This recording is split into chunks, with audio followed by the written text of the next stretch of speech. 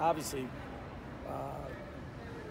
was just a calamity of errors. Guys had a lot of miscues on the scouting report early, got us in a little bit of a hole. This is a hard team to play from behind against. They're just so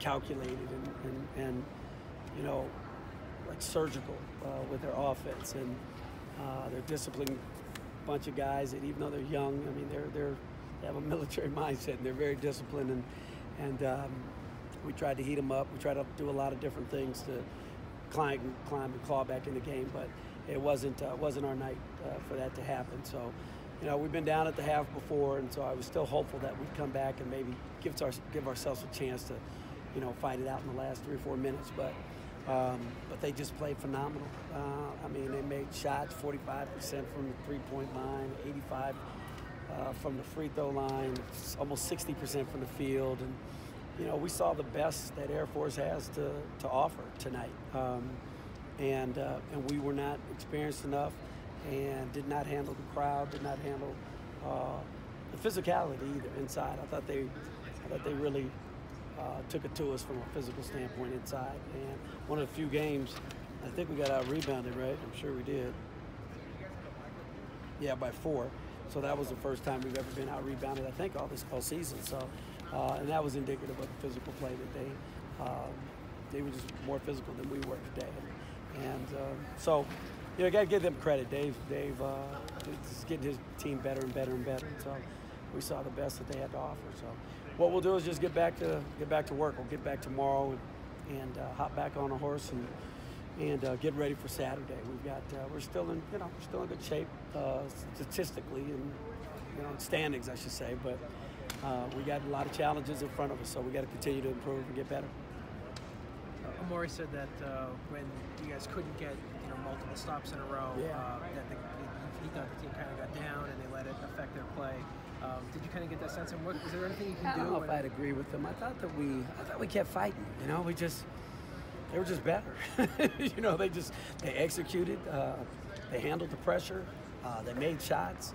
We got to the free throw line. They were better, and that's this was a game that the Falcons played better than the Rebels, and that's pretty much it in a nutshell. And it doesn't happen often, but it happens more than often here, and we've got to maybe find another way to prepare them.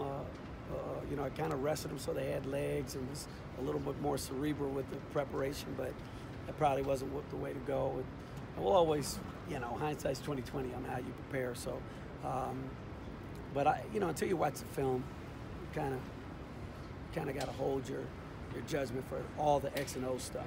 I do know there were a lot of mental errors on specific scouting things that we gave them, but again.